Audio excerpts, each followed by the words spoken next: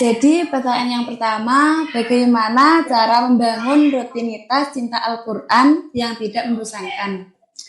Oke, baik, langsung saya jawab.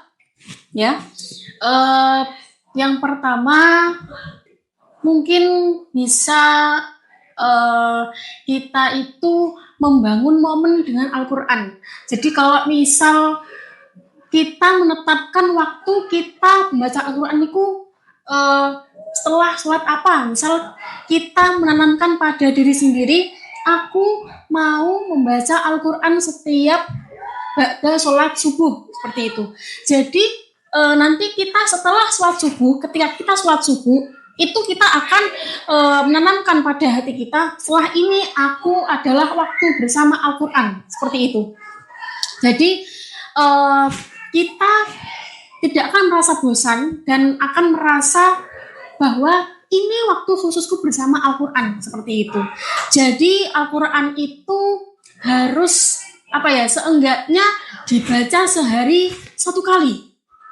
Dan kalau memang dirasa setelah subuh itu kadang mengantuk, ya, identik dengan mengantuk, nanti bisa, jangan dipaksa banyak-banyak, nggak apa-apa. Nanti kalau misal pertama-tama untuk latihan, ya, itu ditarget semisal 1 hari itu setelah subuh itu tadi 1 halaman atau bahkan setengah halaman juga nggak apa-apa.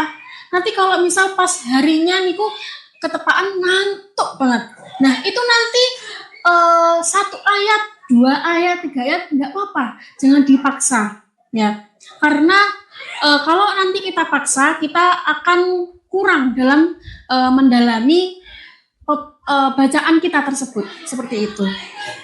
Masya Allah, jawaban yang sangat luar biasa. Kemudian langsung saja ke pertanyaan selanjutnya, apa tips agar tidak mengantuk saat tadarus setelah sholat tarawih?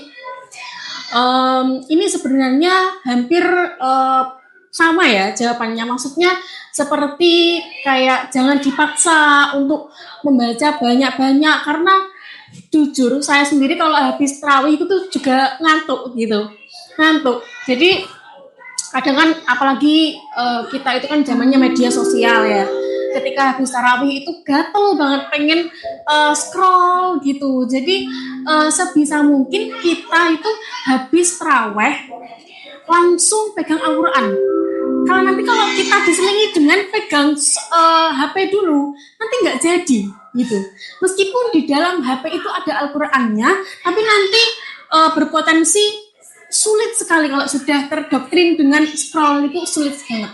Nah, biar nggak ngantuk itu tadi bisa ditarget misal 1 hari itu 1 halaman, atau boleh juga 1 lembar, bahkan malah bagus, karena pada bulan Ramadan, ya, itu membaca Al-Quran itu pahalanya itu nggak dihitung. Kalau hari biasa kan, kalau di luar Ramadan itu kalau misal 1 huruf itu misal 10 pahala. Nah, seperti itu. Kalau di dalam Ramadan itu tidak terhitung. Benar-benar pahala kita itu nggak ada habisnya, nggak ada ujungnya, unlimited gitu ya. Jadi harus digunakan dengan sebaik-baiknya, seperti itu. Kita tuh harus punya motivasi kalau membaca Al-Quran di bulan suci Ramadan itu pahalanya unlimited, nggak ada ujungnya, seperti itu. Jadi kita nanti semangat. Nah, itu. Terus bisa juga kalau misal kita bisanya di masjid, ya, tadarusnya itu bisanya bergantian gitu, bergantian dengan teman-teman di desa. Nah, kalau kita tadarusnya di masjid itu kan biasanya gantian sama ibu-ibu atau bapak-bapak di desa, atau bahkan sama teman-teman gitu, ya kan. Nah, itu juga bisa untuk meminimalisir ngantuk gitu. Nanti kalau misal pas gantiannya mereka itu kita tidur dulu sambil duduk gitu juga nggak apa-apa, ya. Tapi nanti kalau mau baca Al-Quran lagi, kalau misal udah gilirannya lagi, kita wudhu lagi, seperti itu. Atau untuk hiburannya kita itu biasanya bawa makanan, bawa ya apa aja lah.